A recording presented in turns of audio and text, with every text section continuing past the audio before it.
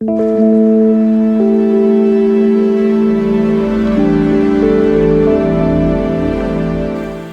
प्राचीन वन के गहन एकांत में, जहाँ खामोशी अपनी जड़ें जमा चुकी थी और परछाइयाँ कुछ अनकही बातें कहती थी, पांडवों को एक कठिन अग्नि परीक्षा से गुजरना पड़ा। यह शक्ति का प्रदर्शन नहीं था, ना ही किसी युद्ध का बुलावा, बल्कि उनकी बुद्धिमत्ता की सच्ची कसौटी थी। यह युधिष्ठिर और यक्ष की कथा है, एक ऐसी कथा जो जीवन, मृत्यु और धर्म के शाश्वत सत्य के माध्यम से यात्रा करती है। काम्यक वन के विशाल जंगलों में, जहां पेड़ प्राचीन काल के मूक साक्षी थे, एक असाधारण क्षण का उदय हुआ, जो तीव्र अंतर्दृष्टि से परिपूर्ण था और जिसकी गूंज युगों युगों तक सुनाई पड़ती है। महाभारत के वन पर्व के अध्याय 312 और 313 में निहित यह मात्र एक कथा नहीं है, यह नश्वरता और दिव्यता के मध्य एक संवाद है, प्रश्नकर्ता और ज्ञान के प्रहरी के बीच का एक गहन संवाद। 12 वर्षों के वनवास के दौरान पांडव घने और अज्ञात वन क्षेत्रों में भटकते रहे, मगर उनकी यह यात्रा केवल जंगल और अग्नि तक सीमित नहीं थी। यह संदेह, कर्तव्य और धर्म अधर्म के सूक्ष्म भेदों की खोज की यात्रा थी। कपटपूर्ण पासों के खेल में छल का शिकार हुए युधिष्ठिर, भीम, अर्जुन, नकुल और सहदेव राज्य और प्रतिष्ठा दोनों खो बैठे और उन्हें वनवास का कठोर आदेश मिला। लेकिन जो एक दंड की भांति प्रतीत होता था, वहीं से उनके आत्मिक रूपांतरण की यात्रा आरंभ हुई।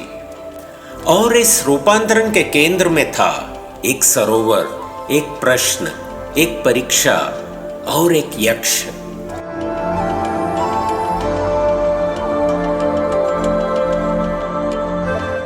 पांडव जैसे जैसे उस विशाल रहस्यमय वन के भीतर प्रवेश करते गए, उन्हें केवल जंगल की क्रूरता का ही नहीं, बल्कि अपनी नियति के प्रचंड भार का भी सामना करना पड़ा। भूख ने शरीर को परखा, तूफानों ने साहस को और निस्तब्धता ने आत्मा को। पर एक दिन, वह दिन जिसे स्वयं नियति ने रचा था, प्यास उन्हें उस द्वार तक ले आई जहां एक असाधारण रहस्य उनकी प्रतीक्षा कर रहा था। सूर्य आकाश में प्रचंड रूप से तप रहा था और पांडव एक सूखे तपते वन को पार कर रहे थे। मौन वृक्ष अपनी छांव तक नहीं दे रहे थे और उनके पैरों तले धरती ने स्थिति को और भी विकट बना दिया था। खतरे का आभास होते ही विचारशील युधिष्ठिर ने, जो सबसे बड़े थे, नकुल को ऊंचाई पर चढ़कर पानी खोजने का निर्देश दिया। नकुल आगे बढ़े पर लौटे नहीं। चिंता की रेखाएं और गहरी हो गई और युधिष्ठिर ने सहदेव को भेजा। वह भी वन की निशब्दता में विलीन हो उठा। फिर अर्जुन, फिर भीम, एक एक कर सभी आगे बढ़े और समय की परछाइयों में लुप्त होते चले गए। भय से व्याकुल हृदय लेकर युधिष्ठिर उसी मार्ग पर आगे बढ़े और शीघ्र ही एक शांत, चमकती हुई झील के किनारे पहुंचे।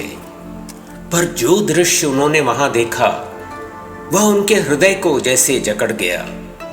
झील के किनारे उनके चारों भाई निर्जीव पड़े थे, जीवनहीन और स्थिर, जैसे कोई प्रलय बीत चुका हो। उनके शक्तिशाली शरीर तूफान के बाद गिरे वृक्षों की भांति धराशायी थे। और फिर आकाश में एक स्वर गूंज उठा। वह स्वर कोमल था पर रहस्यमय भी, मानो किसी मानव का होते हुए भी उससे कहीं अधिक था। यह आवाज झील के तट पर खड़े एक बगुले से निकली, पर वह कोई साधारण पक्षी नहीं था। वह एक यक्ष था, एक दिव्य प्राणी जो मायावी वेश में छिपा था।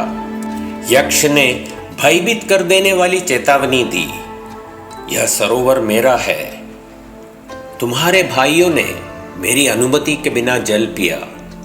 मैंने उनसे प्रश्न पूछे, पर वे अधीर थे। उन्होंने मेरी अवहेलना की और अब देखो वे निष्प्राण पड़े हैं। यदि तुमने भी मेरे प्रश्नों के उत्तर दिए बिना जल पीने का दुस्साहस किया तो तुम्हारा भी यही अंत होगा। वहां कोई समझौता नहीं था, कोई दया नहीं, बस एक ही शर्त थी, उत्तर दो या मृत्यु को प्राप्त हो। यह बाणों का नहीं, उत्तरों का द्वंद्व था।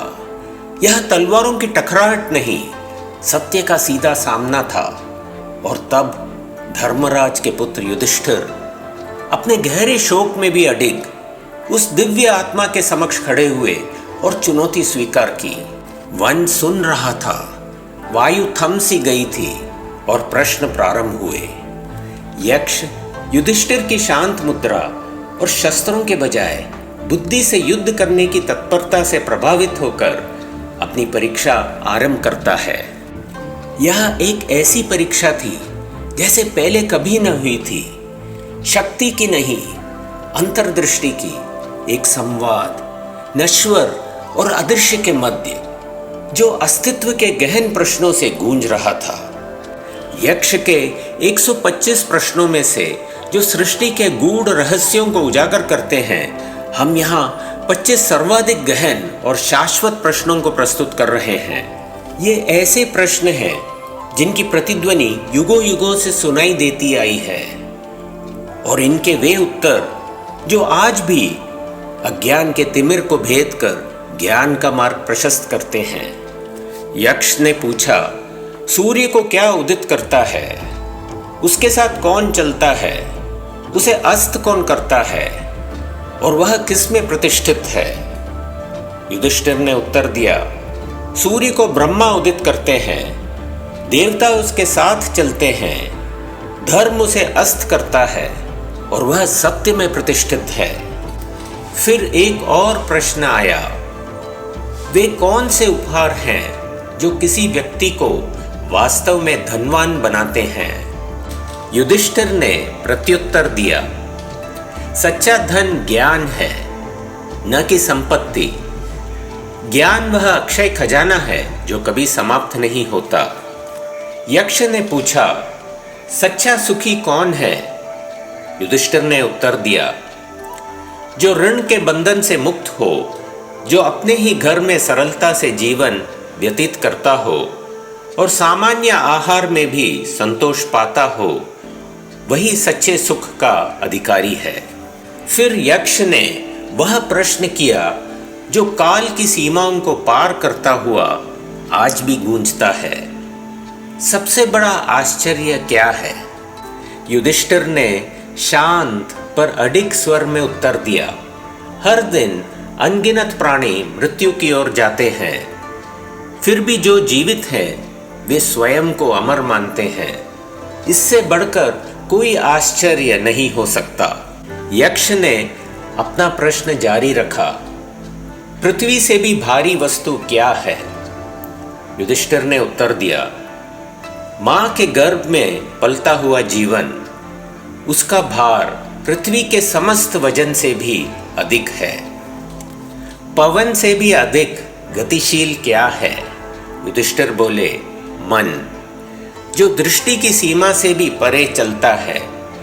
उसकी गति तक पहुंचना वायु के लिए भी असंभव है। कौन सी वस्तु है जो घास के तिनके से भी अधिक व्याप्त है?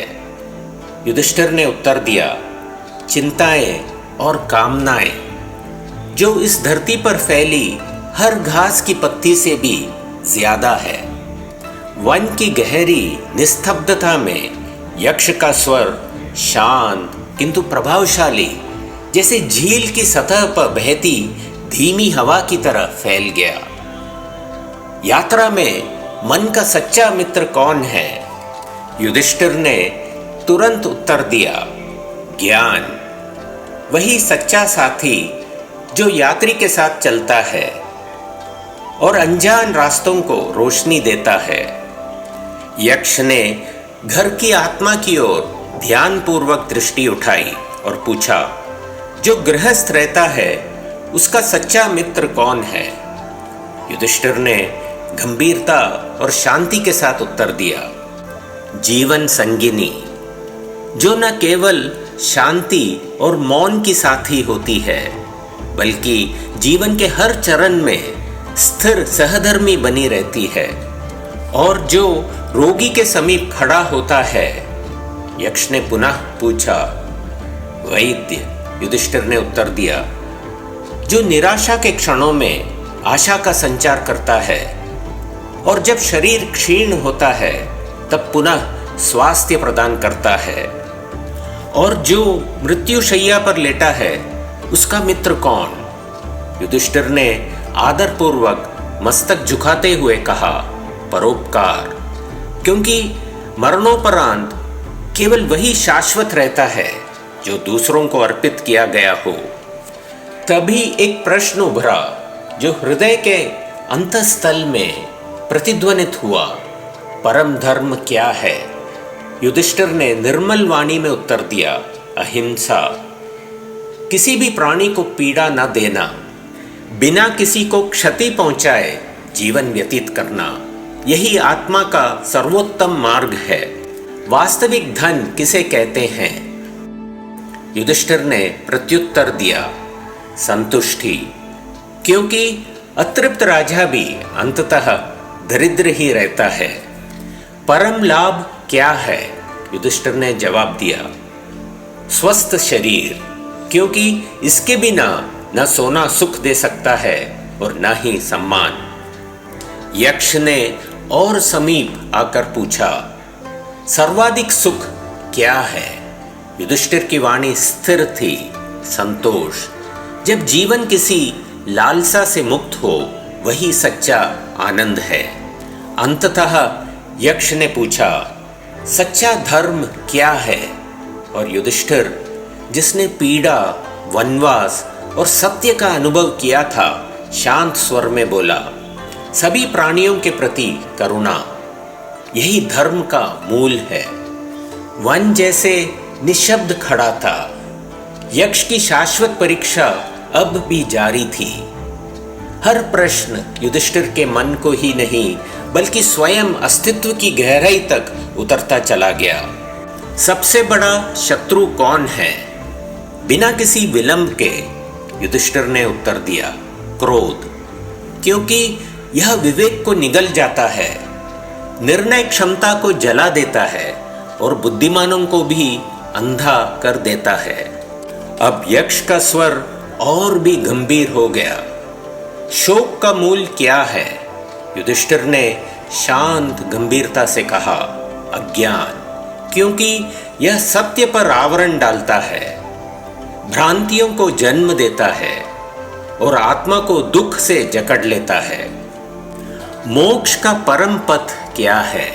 युधिष्ठिर की आंखें स्थिर और अडिग थीं।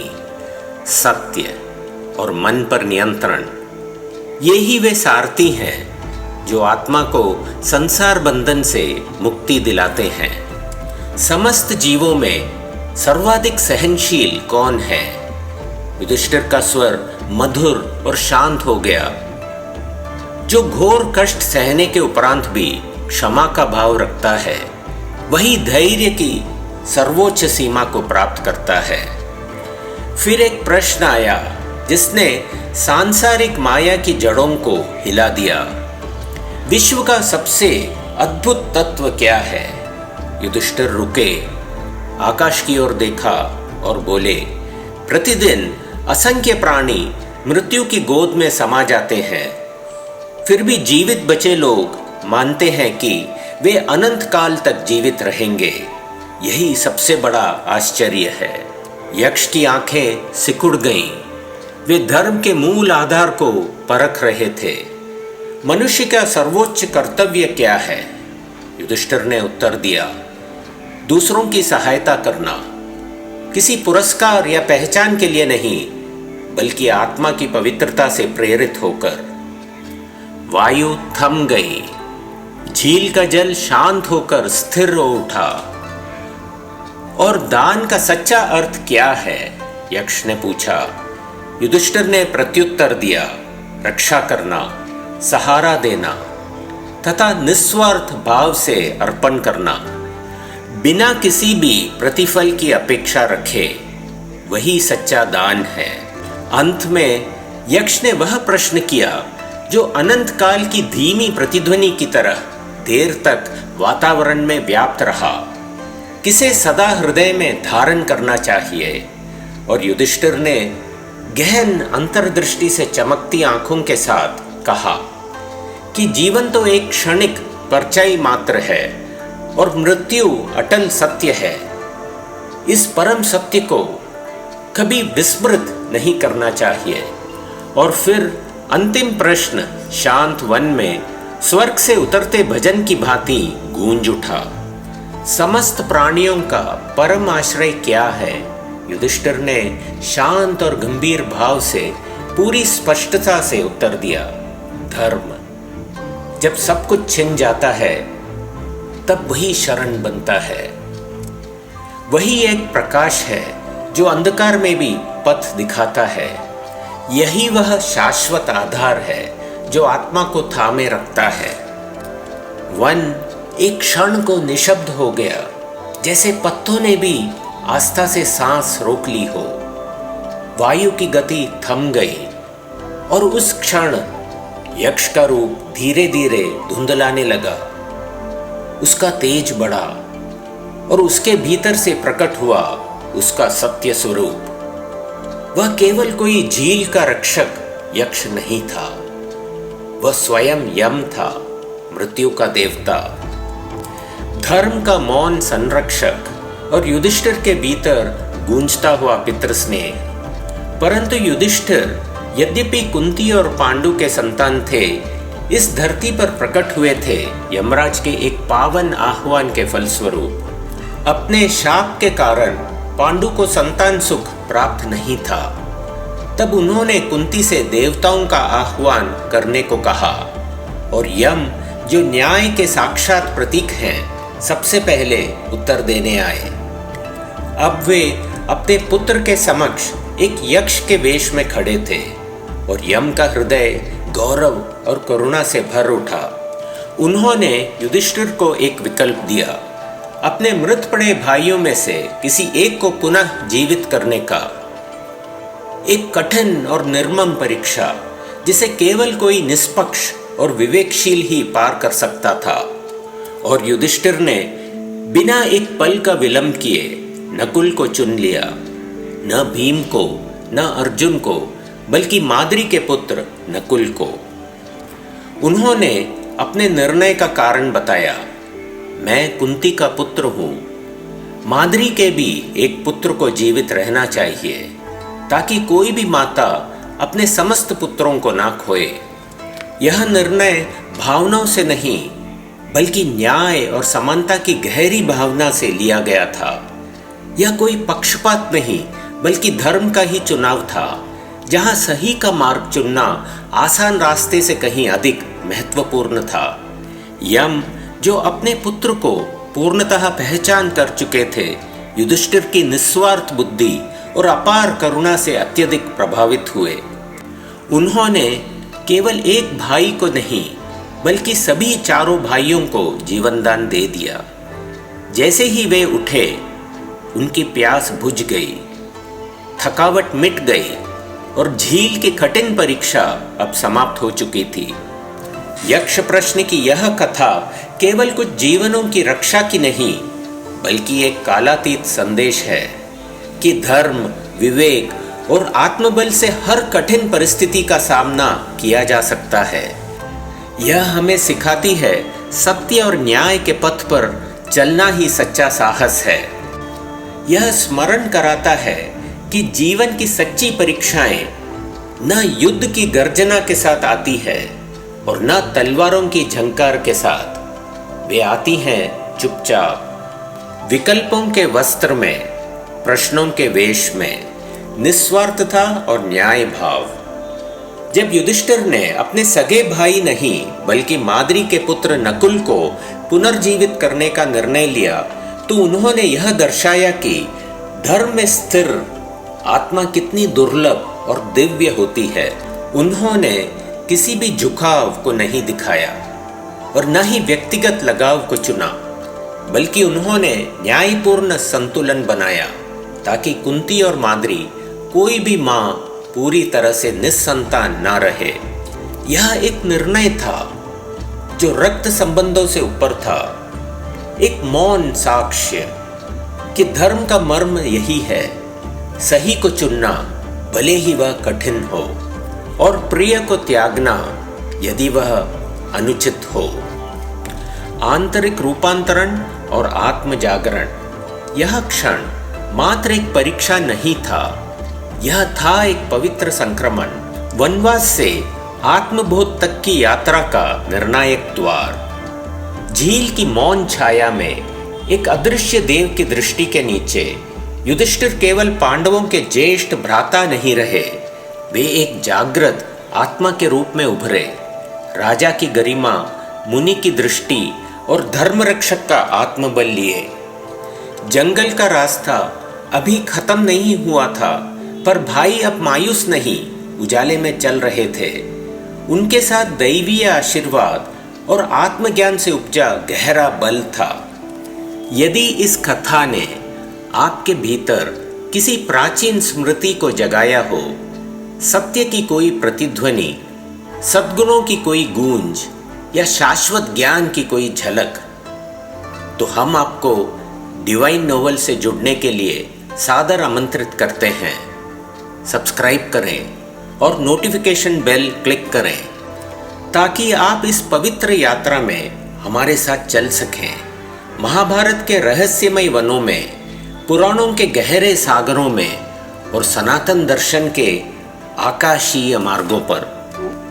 आपने हमारे साथ इस प्रकाश और परछाई की गाथा में यात्रा की, इस हेतु हम आपके प्रति कृतज्ञ हैं। हमारी भेंट फिर होगी, तब तक आपका मार्ग धर्म के दिव्य प्रकाश से प्रकाशित रहे और आपका अंतर्मन चमत्कार के संभावनाओं के लिए सदा उन्मुक्त रहे। नमस्कार।